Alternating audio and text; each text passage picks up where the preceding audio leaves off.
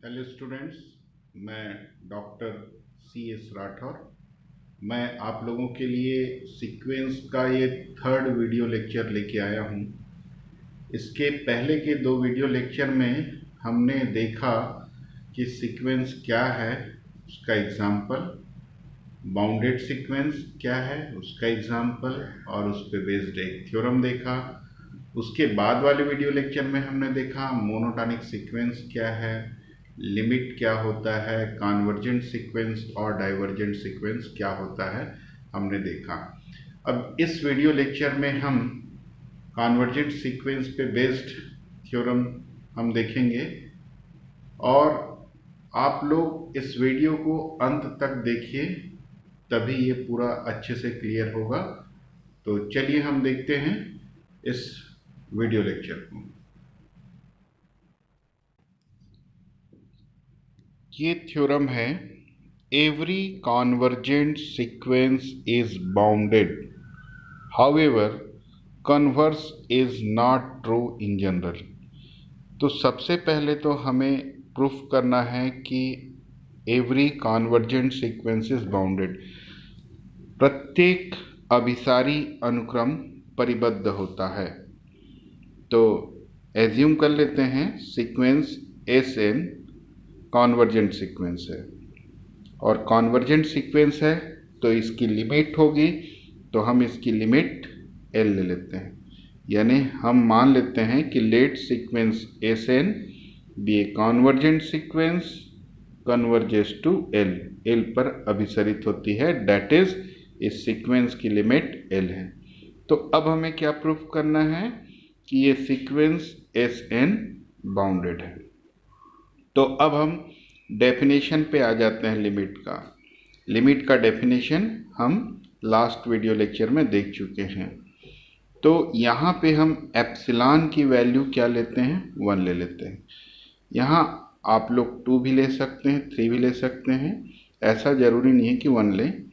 तो epsilon equal to 1 के लिए क्या होगा, there exist a positive integer m naught such that mod of Sn minus L is less than 1 for all n greater than or equal m naught। हम limit के definition से ये जानते हैं कि चाहे एप्सिलॉन की वैल्यू हम कुछ भी लें, हर एप्सिलॉन के लिए ऐसा एक पॉजिटिव इंटीजर मिलेगा जिसके बाद से आने वाला इंटीजर, पॉजिटिव इंटीजर, इस कंडीशन को सेटिस्फाई करता है। तो एप्सिलॉन इक्वल टू 1 के लिए भी हमको एक ऐसा पॉजिटिव इंटीजर अवश्य मिलेगा जिसके बाद से ये कंडीशन सेटिस्फाई होता है। ये लिमिट के डेफिनेशन से आया। अब हम मॉड का डेफिनेशन लिख देंगे। मॉड ऑफ x का एक डेफिनेशन ये भी है, maxima of x minus x. Last video lecture में मॉडुलस का मैं 2 डेफिनेशन बता चुका हूँ, उसी में से ये डेफिनेशन यहाँ अप्लाई होगा। तो इस मॉड को लिख देंगे maxima of Sn minus L minus Sn minus L is less then 1। ये कंडीशन वैसे ही रहेगा। इन दोनों में जो बड़ी वैल्यू है वो 1 से छोटी है, इसका मतलब दोनों ही वैल्यू 1 से छोटी होगी। Sn माइनस एल भी लेस देन 1 है, और माइनस Sn माइनस एल भी लेस देन 1 होगा for all n greater then और इक्वल m0 m नॉट। तो माइनस एल को राइट साइड ले गए तो Sn smaller than l plus 1 हो गया। यहाँ पे हम माइनस से मल्टीप्लाई किए और माइनस Sn को राइट साइड ले गए, और ये तो प्लस l हो गया, और 1 को लेफ्ट साइड ले आए तो l माइनस 1 हो गया। तो इस इक्वेशन से हम देखते हैं कि Sn l माइनस 1 से बड़ा है और l प्लस 1 से छोटा है। तो इसको देखने से तो लगता है कि ये बाउंडेड हो गया, लेकिन अभी ये बाउंडेड प्रूफ नहीं हुआ है। क्यों? क्योंकि यहाँ पे m नॉट के बाद आने वाले ही टर्म इस कंडीशन को सेटिस्फाई कर रहा है, जबकि बाउंडेड सीक्वेंस का डेफिनेशन क्या होता है, सीक्वेंस के सारे टर्म्स से छोटा एक रियल नंबर हो और सीक्वेंस के सारे टर्म से बड़ा एक रियल नंबर हो, यानी लोअर बाउंड और अपर बाउंड एग्जिस्ट करता है, तब सीक्वेंस बाउंडेड कहलाता है। तो अभी ये लोअर बाउंड और अपर बाउंड नहीं है, क्योंकि ये सिर्फ एम नॉट के बाद आने वाले टर्म। अब इसको एग्जाम्पल के लिए एम नॉट को अगर हम 50 मान लेते हैं, तो इसका मतलब 50 के बाद आने वाले जो टर्म्स हैं, 51 term, 52 term, 53rd term, 54th term, यही सेटिस्फाई कर रहा है। लेकिन 50 के पहले आने वाले टर्म्स जरूरी नहीं है कि इससे बड़े हों और इससे छोटे हों। हम सिर्फ यहाँ पर बोल रहे हैं 50 के बाद आने वाले टर्म्स इन दोनों के बीच में हैं, लेकिन ये लोअर और ये अपर बाउंड तभी होगा जब सारे टर्म्स इन दोनों के बीच में हों। तो अभी सिर्फ 50 के बाद वाले टर्म्स इन दोनों के बीच में हैं। मैं सिर्फ एग्जाम्पल के लिए इसको 50 एज्यूम किया हूँ। तो इसका मतलब 50 के पहले वाले टर्म्स के लिए क्या होगा? तो हम क्या करते हैं, अब बचे बहुत कम टर्म्स, 50 के पहले 49 टर्म्स ही बचे, तो बाकी 49 टर्म्स कौन कौन सा हो गया? S1 S2, इसके पहले आने वाले एम नॉट के पहले आने वाले टर्म्स कौन कौन से हो गए? S1 S2 S am not -1। अगर ये 50 है तो ये S49 हो जाएगा। और उसके बाद के लिए तो यही लोअर बाउंड है, 50 और 50 के बाद आने वाले टर्म्स के लिए L-1 ही लोअर बाउंड है। तो इसलिए हम आगे के टर्म्स की जगह L-1 लिख दिए।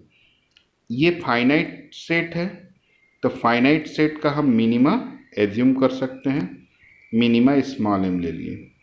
वैसे ये जो L+1 है 50 के बाद आने वाले टर्म्स से बड़ा है, लेकिन 50 के पहले आने वाले टर्म्स के बारे में अब हम क्या करते हैं, 50 के पहले आने वाले टर्म्स S1 S2 S49 तक, अगर हम एम नॉट को 50 रखें तो 50 - 1 49, तो 49th टर्म तक।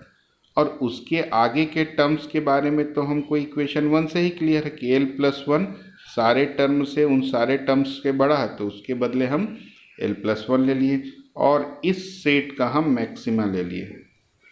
तो अब हम क्या देखते हैं, स्मॉल m जो है 49 तक के जो टर्म्स हैं उससे छोटा है, मिनिमा है, और L-1 से भी मिनिमा। तो L-1 से भी मिनिमा है, मतलब Sm से भी मिनिमा होगा। मतलब 50 के बाद आने वाले सारे टर्म से m छोटा है और उसके पहले आने वाले टर्म में से भी m छोटा है। क्लियर हुआ? मतलब ये जो स्मॉल m अब मिला है वो सीक्वेंस के सारे टर्म्स से छोटा है।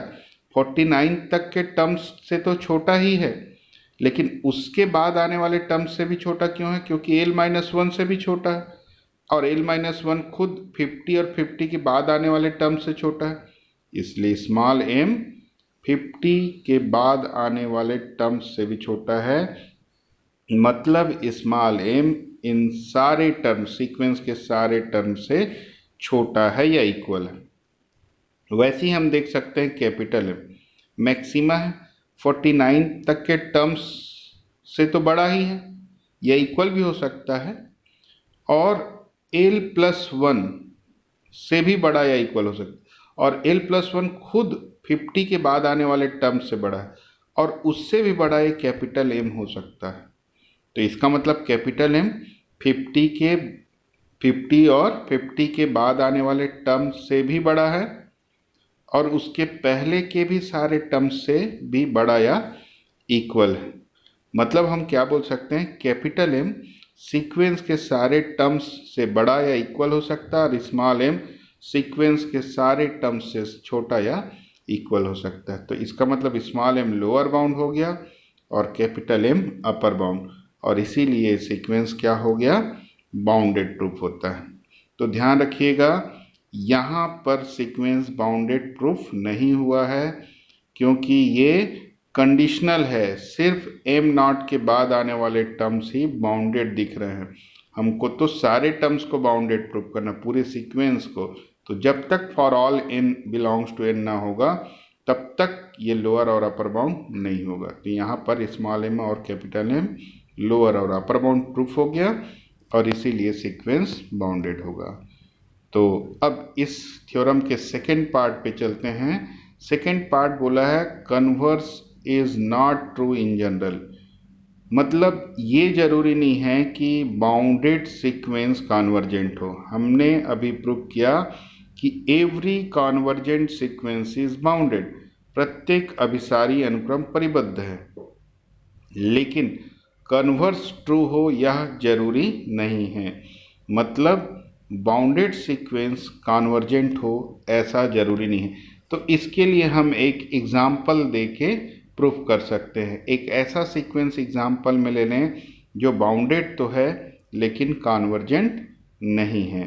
तो ये सीक्वेंस ले लेते हैं -1 to the power n is bounded, ये बाउंडेड है। अब बाउंडेड क्यों है, हम पहले भी वीडियो लेक्चर में इसको प्रूफ किए हैं। बाउंडेड सीक्वेंस का एग्जाम्पल लेके वहाँ पर प्रूफ करने का तरीका अलग था, यहाँ पर प्रूफ करने का तरीका अलग कर दिया। दोनों ही तरीका सही है, पिछले वीडियो लेक्चर में देख सकते हैं, वो भी मेथड यहाँ पर यूज़ कर सकते हैं। तो यहाँ पे इसका mod -1 to the power n का मॉड क्या आएगा 1, और 1 से बड़े तो बहुत सारे रियल नंबर्स हैं, तो हम उनमें से एक रियल नंबर 2 ले लिए। तो अब हम ये देख सकते हैं कि 2 इस सीक्वेंस के सारे टर्म से बड़ा है। तो इस सीक्वेंस के मॉड के सारे टर्म्स के मॉड से बड़ा है, और ये थ्योरम हम लास्ट वीडियो लेक्चर में देखे हैं कि मॉड ऑफ Sn सीक्वेंस के सारे टर्म्स का मॉड अगर किसी रियल नंबर से छोटा है तब वो बाउंडेड होता है। तो यहाँ पर भी सीक्वेंस के सारे टर्म्स का मॉड 2 से छोटा है और इसीलिए सीक्वेंस बाउंडेड हो गया। लेकिन ये कॉन्वर्जेंट नहीं है क्योंकि इसका लिमिट यूनिक नहीं है। तो एक एग्जाम्पल देना पर्याप्त होगा। अब हम नेक्स्ट थ्योरम देखते हैं, uniqueness of limit. Uniqueness of limit का मतलब है अगर किसी सीक्वेंस की लिमिट एग्जिस्ट करती है then its limit is unique, तब उसका लिमिट यूनिक होगा। अगर किसी सीक्वेंस की लिमिट एग्जिस्ट करती है तब उसकी लिमिट यूनिक होगी। तो हम एज्यूम कर लेते हैं कि सीक्वेंस क्या है, एग्जिस्ट करती है, इसकी लिमिट एग्जिस्ट करती है और हमको यूनिक प्रूफ करना है। तो हम L1 और L2 दो डिस्टिंक्ट लिमिट लेते हैं। यहाँ L1 और L2 आपस में इक्वल नहीं है, हम कॉन्ट्रेरी लेके चलते हैं कि यदि पॉसिबल है तो इस सीक्वेंस की दो लिमिट है L1 और L2, यानी Sn की लिमिट L1 है और Sn की लिमिट L2 भी है और दोनों आपस में इक्वल नहीं है। अगर हम L1 और L2 को इक्वल प्रूफ कर देते हैं इसका मतलब क्या हो जाएगा, सीक्वेंस की लिमिट यूनिक हो जाएगी, मतलब एक ही लिमिट होगा। हम यहाँ पर दो लिमिट मान के चल रहे हैं लेकिन ये दोनों इक्वल हो गया, मतलब दो लिमिट हो ही नहीं सकती, दोनों इक्वल हो गया मतलब एक ही लिमिट होगी, यूनिक लिमिट होगी। तो आगे देखते हैं। अब हमको प्रूफ करना है L1 इक्वल टू L2। तो Sn की लिमिट L1 है और L2 भी है, तो लिमिट का डेफिनेशन क्या होता है, for every epsilon greater than 0 there exist positive integers. अब इस लिमिट के लिए पॉजिटिव इंटीजर m1 ले लिए और इस लिमिट के लिए पॉजिटिव इंटीजर m2 ले लिए। ये तो लिमिट का डेफिनेशन ही होता है कि अगर Sn की लिमिट L1 है तो हर एप्सिलॉन ग्रेटर देन 0 के लिए एक पॉजिटिव इंटीजर होगा जिसके बाद से ये कंडीशन सेटिस्फाई करेगा। कौन सा, mod of Sn minus L1 is less than epsilon. यहाँ पर हम एप्सिलॉन की जगह एप्सिलॉन बाई 2 ले लेते हैं। अब क्यों लेते हैं आगे क्लियर हो जाएगा। तो for epsilon greater than 0 there exist positive integer m1 such that mod of Sn minus L1 is less than epsilon by 2 for all n greater than or equal m1। और वैसी दूसरी लिमिट के लिए positive integer क्या है m2। तो तो mod of S N minus L two is less than epsilon by two for all N greater than or equal M two. अब हम क्या करते हैं, दोनों में अलग अलग पॉजिटिव इंटीजर हैं। अब एग्जाम्पल लेते हैं। चलिए, ये पॉजिटिव इंटीजर m1 को मान लेते हैं 20 और m2 को मान लेते हैं 25। मतलब क्या हुआ, 25 के बाद आने वाले टर्म्स, n की वैल्यू 25 या 25 से ज़्यादा है, यानी H25, H26, H27 इस कंडीशन को सेटिस्फाई करता है। उसके बाद के 25 और 25 के बाद के टर्म्स सेटिस्फाई करता है। ये 20 के बाद वाले टर्म्स सेटिस्फाई कर रहे हैं। तो 20 के बाद वाले टर्म्स सेटिस्फाई कर रहा है, मतलब हम इस 20 की जगह 25 भी रख दें तब भी से सेटिस्फाई करेगा। क्योंकि अगर हम यहाँ 25 रखते हैं तो क्या होगा, यहाँ H26, H27, H28 आया। आखिर ये सब 20 के बाद ही तो आ रहा है। तो जब ये 20 के लिए सेटिस्फाई कर रहा है तो 25 के लिए भी सेटिस्फाई करेगा। ये मैं लिमिट के डेफिनेशन के एग्जाम्पल के समय समझाया था कि इस पॉजिटिव इंटीजर को बड़े वैल्यू से रिप्लेस कर सकते हैं। एक बार आप लोग फिर से लिमिट वाला वीडियो लेक्चर देख सकते हैं कि यहाँ पे जो भी पॉजिटिव इंटीजर है, इस पॉजिटिव इंटीजर को हम बड़े पॉजिटिव इंटीजर से रिप्लेस कर सकते हैं। हम इसी एग्जाम्पल में देख रहे हैं कि 20 के बाद वाले सेटिस्फाई कर रहे हैं, 20 के बाद वाले सारे टर्म सेटिस्फाई कर रहे हैं, यानी H20, H21, H22, H23, H24, H25, H26, H27, H28। तो यहाँ 25 भी रख देंगे तो कोई प्रॉब्लम नहीं। 25 रख देंगे तो क्या होगा, H25, H26, H27, H20 आखिर सेटिस्फाई तो कर रहा है 20 के बाद वाला, तो 25 के बाद वाला भी करेगा। तो अब हम इस कॉमन m बनाना चाहते हैं। दोनों पॉजिटिव इंटीजर अभी अलग अलग है।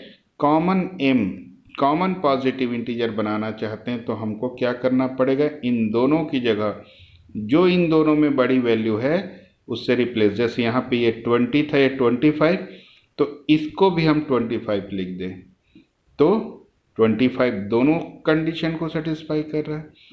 तो इसीलिए हम m1 और m2 का मैक्सिमा मान लेते हैं m। अब m इन दोनों से बड़ा है तो बड़े वैल्यू से तो हम रिप्लेस कर सकते हैं। अभी भी एग्जाम्पल के थ्रू समझ रहे हैं और लिमिट के डेफिनेशन में भी मैं समझाया था। तो ध्यान रखिए, एक बार रिपीट कर देता हूँ कि ये जो पॉजिटिव इंटीजर होता है, इन दोनों को इनसे बड़ी वैल्यू से रिप्लेस करने से कोई फर्क नहीं पड़ता। इसीलिए जब भी कॉमन पॉजिटिव इंटीजर बनाना होता है हम इन दोनों का मैक्सिमा लेते हैं। तो यहाँ पे भी हम मैक्सिमा लेते हैं m, तो हम इन दोनों को m से रिप्लेस कर सकते हैं। तो हमको क्या मिल गया, इक्वेशन 1 और 2।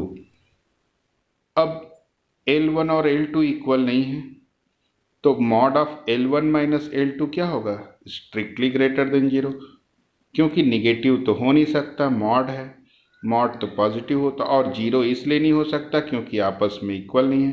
तो mod of L1 minus L2 क्या होगा, स्ट्रिक्टली ग्रेटर देन 0। और एप्सिलॉन भी को तो हम कोई भी पॉजिटिव रियल नंबर ले सकते हैं, तो ये पॉजिटिव है, इसलिए हम इसको 2 से डिवाइड करके इसी को एप्सिलॉन मान सकते हैं। तो अब हम एप्सिलॉन मान लेते हैं mod of L1 minus L2 upon 2 को।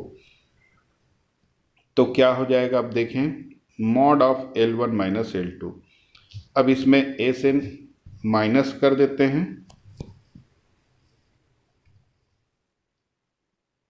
Sn माइनस कर देते हैं और Sn प्लस कर देते हैं।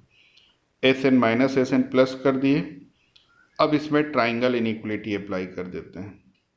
तो क्या हो जाएगा, mod of L1 minus Sn plus mod of Sn minus L2। अब इस L1 माइनस Sn को Sn माइनस L1 लिख सकते हैं, क्योंकि मॉड के अंदर मॉड ऑफ x को मॉड ऑफ माइनस x भी लिख सकते हैं। तो इसको मॉड ऑफ माइनस एक्स करेंगे, माइनस से मल्टीप्लाई, तो एस एन माइनस L1 हो जाएगा।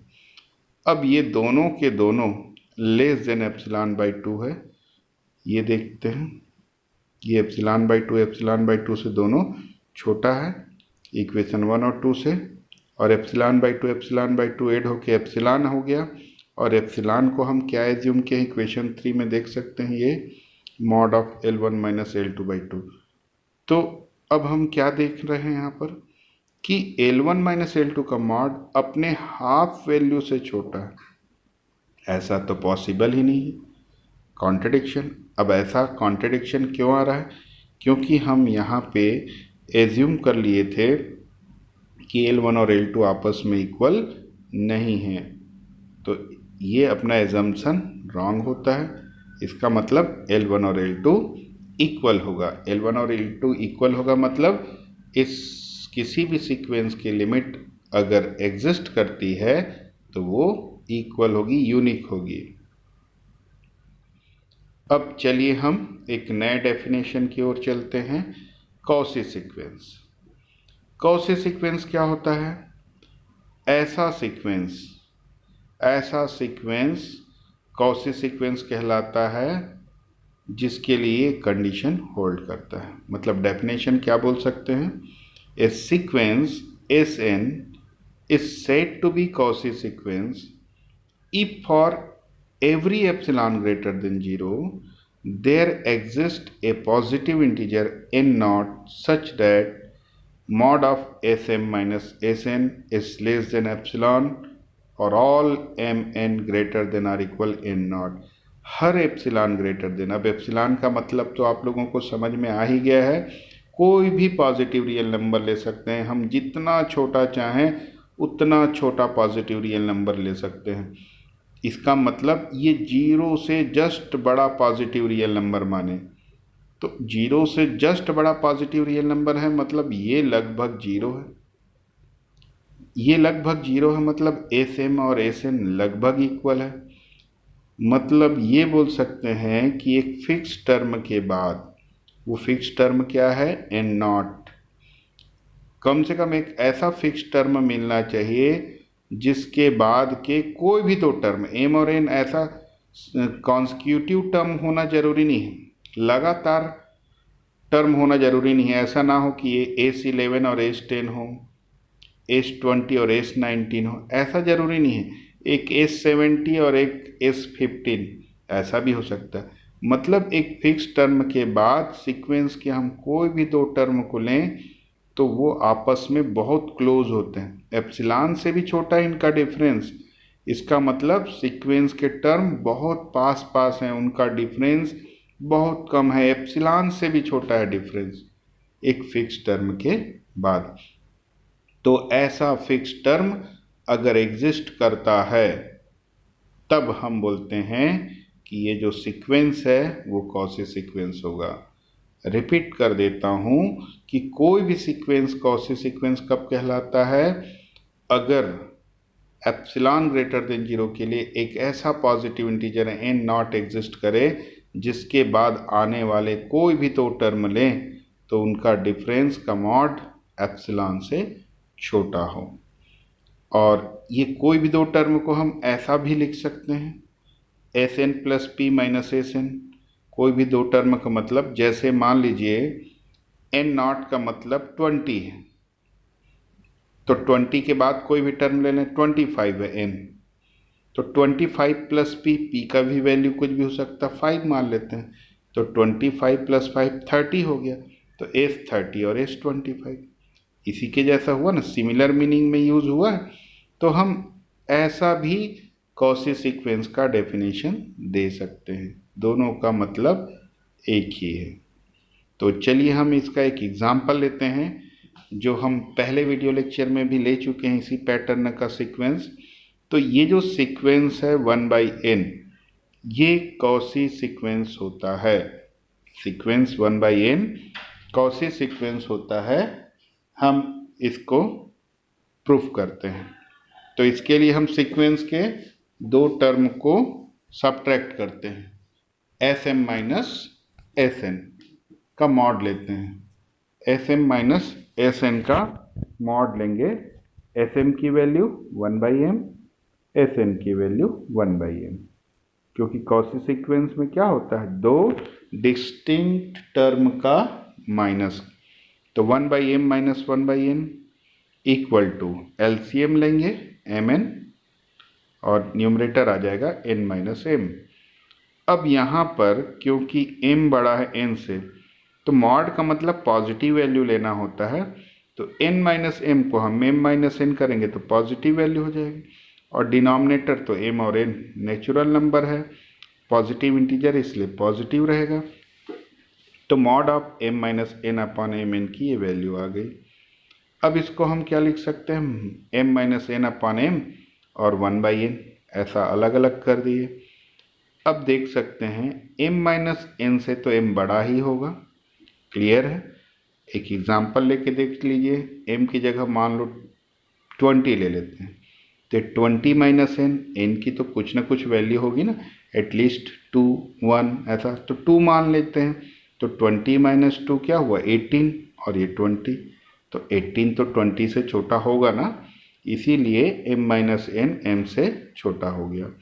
m का डिवाइड कर दिए दोनों तरफ, तो क्या देखने को मिल रहा है, m माइनस n अपान m 1 से छोटा होगा, तो यहाँ पर m माइनस n अपान m क्या 1 से छोटा है, इसलिए स्मॉलर देन का साइन लगाए और इसकी जगह 1 रख दिए, 1/n तो वैसे ही रहेगा।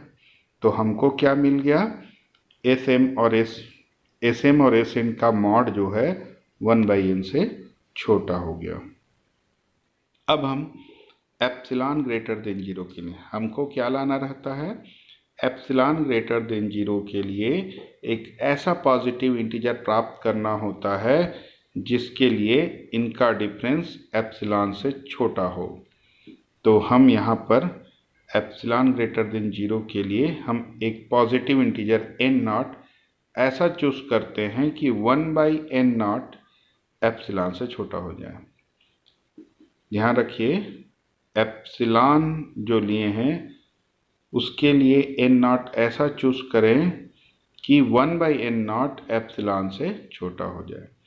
अब ऐसा करेंगे तो क्या मिलेगा देखते हैं, तो n greater than or equal n0 ले लें, n नॉट ले लें, तो क्या होगा, n नॉट को इधर ले आएंगे तो 1/n नॉट बड़ा हो जाएगा 1/n से। अब 1/n नॉट किससे छोटा है, एप्सिलॉन से, तो 2 का यूज़ किए तो ये लेस देन एप्सिलॉन हो गया, ये लेस देन एप्सिलॉन है तो 1/n भी लेस देन एप्सिलॉन हो गया, और 1/n हमारे पास क्या है, S M minus S N से बड़ा है 1/n, और उससे भी बड़ा क्या मिल गया हमको, एप्सिलॉन, लेकिन कब मिला, जब n greater than or equal n naught लिए, और m तो ऑलरेडी n से बड़ा था, हम पहले ले चुके थे। इस प्रकार हमको क्या प्राप्त हुआ, m greater than n greater than or equal n naught के लिए S M minus S N less than epsilon, यानी इस एप्सिलॉन के लिए हमको एक पॉजिटिव इंटीजर n नॉट ऐसा प्राप्त हो गया जिसके बाद के कोई भी दो टर्म ले रहे हैं, जिसके बाद के कोई भी दो टर्म का डिफरेंस ले रहे हैं तो एप्सिलॉन से छोटा प्राप्त हो रहा है, इसीलिए ये सीक्वेंस कॉची सीक्वेंस होगा। मतलब हमको क्या करना रहता है कि सीक्वेंस के दो टर्म का डिफरेंस एप्सिलॉन से छोटा प्रूफ करना है, और हर एप्सिलॉन से छोटा प्रूफ करना है एक फिक्स टर्म के बाद, मतलब हर एप्सिलॉन के लिए वो फिक्स टर्म प्राप्त करना होता है जिसके बाद के कोई भी दो टर्म लें उनका डिफरेंस एप्सिलॉन से छोटा हो। तो इस एप्सिलॉन के लिए हमको ऐसा पॉजिटिव इंटीजर n नॉट मिला जिसके बाद के कोई भी दो टर्म का डिफरेंस एप्सिलॉन से छोटा हो गया, इसलिए कॉची सीक्वेंस हो गया। अब हम एक ऐसा एग्जाम्पल भी ले लें तो और क्लियर हो जाएगा जो कॉची सीक्वेंस नहीं है। ये तो हम अभी देखे जो एग्जाम्पल वो कॉची सीक्वेंस है, अब हम ऐसा एग्जाम्पल भी ले लेते हैं जो कॉची सीक्वेंस नहीं है, तो वो एग्जाम्पल है सीक्वेंस n²। ये कॉची सीक्वेंस नहीं है। अब क्यों नहीं है चलिए देखते हैं। जहाँ कॉची सीक्वेंस का नाम आया वहाँ पे S M minus S N का मॉड लेना ही रहता है, तो S M minus S N क्या होगा, एस एम की वैल्यू यहाँ से m², एस एन की वैल्यू n²। अब इस m² माइनस n² को क्या लिख सकते हैं, m minus N into M plus N. अब m को अगर n से बड़ा माने तो ये m माइनस एन भी पॉजिटिव हो जाएगा, और पॉजिटिव है तो मॉड के बाहर ऐसे निकल जाता है क्योंकि ऑलरेडी ये पॉजिटिव है, और m प्लस एन तो पॉजिटिव हो गए। अब हम देखते हैं m n से बड़ा है तो m माइनस एन क्या होगा, ग्रेटर देन आर इक्वल 1 होगा। कैसे होगा, मान लेते हैं m n से बड़ा तो m की वैल्यू है 20, तो n छोटा है m से तो कम से कम 19 तो हो गए, तो 20 माइनस 19 करेंगे तो क्या आएगा 1, तो 1 के इक्वल आ गया। ये ऐसा भी हो सकता है, ये 20 है तो ये 16 भी हो सकता है, तो 20 माइनस 16 4, 4 तो 1 से बड़ा ही होगा। इसका मतलब इन दोनों का डिफरेंस 1 होगा या 1 से बड़ा ही होगा। तो इसका मतलब m माइनस एन से 1 छोटा है या इक्वल है, तो इसकी जगह 1 रखे, और जैसे ही 1 रखें यहाँ पर ये वाला सिंबल लगा देंगे क्योंकि 1 इस m माइनस 1 से छोटा है या इक्वल है। ये सिंबल का विशेष ध्यान रखिए, जहाँ पर ये है इस m माइनस एन न लेके 1 ले रहे हैं तो 1 क्या है, इससे छोटा है, इसलिए सिंबल यूज कर दिए, 1 रख रहे हैं तो। अब फिर देखते हैं m से n छोटा है, तो अगर हम m की जगह n रख देंगे तो क्या होगा, हम छोटी वैल्यू से रिप्लेस कर रहे हैं, तो m की जगह n रखेंगे तो आगे आने वाला जो वैल्यू है वो पहले वैल्यू से और छोटा हो गया, इसलिए सिंबल यूज कर रहे हैं। अब ये हो गया 2n, 2n तो ऑब्वियसली 1 से बड़ा ही होगा।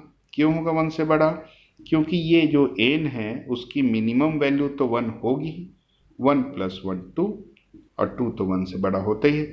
मतलब हम ये देख रहे हैं कि mod of S M minus S N 1 से बड़ा हो गया।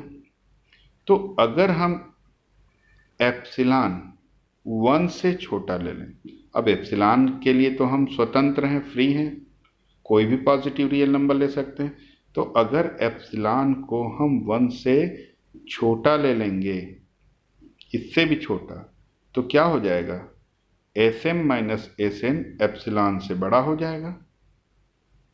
अगर हम एप्सिलॉन को इससे भी छोटा ले लें तो सोचिए, खुद 1 से ये बड़ा है और 1 एप्सिलॉन से बड़ा है, तो ओवरऑल ये क्या हो जाएगा, एप्सिलॉन से बड़ा हो जाएगा। और एप्सिलॉन से बड़ा हो गया यानी वाला कंडीशन, एप्सिलॉन से छोटा वाला कंडीशन सेटिस्फाई नहीं कर रहा है, और नहीं कर रहा है इसका मतलब ये सीक्वेंस कॉची सीक्वेंस नहीं होगा। तो उम्मीद करता हूँ आप लोगों को अच्छे से क्लियर हो गया होगा थ्योरम और एग्जाम्पल। अब आगे जो वीडियो लेक्चर आएगा उसमें आप लोगों को और इंटरेस्ट आएगा, क्योंकि अब ये सब कॉन्सेप्ट आप लोगों को क्लियर हो गया। तो अब इसका नोट्स तैयार करके रखिए आप लोग और रिवीजन कीजिए। 3 वीडियो लेक्चर हो गए, तीनों वीडियो लेक्चर को अच्छे से देखिए और नोट्स बनाइए, अच्छे से पढ़िए। जितना ज़्यादा रिवीजन करेंगे उतना परफेक्शन आता है, ये मैं बात हर वीडियो लेक्चर में मैं ज़रूर बोलता हूँ। और मेरा ये भी एक बात है कि ये वीडियो अगर आपको अच्छा लगता है तो इस वीडियो को अपने और दोस्तों को शेयर कीजिए, ताकि अभी के इस समय में कोविड-19 ये ऐसा समय है कि सबको डिस्टर्ब करके रख दिया है, तो कम से कम हम घर बैठे पढ़ाई तो कर सकें। तो ऐसे लोगों को हेल्प करना है तो ये वीडियो ज़रूर शेयर कीजिए। तो चलिए नेक्स्ट वीडियो में मिलते हैं। Thank you.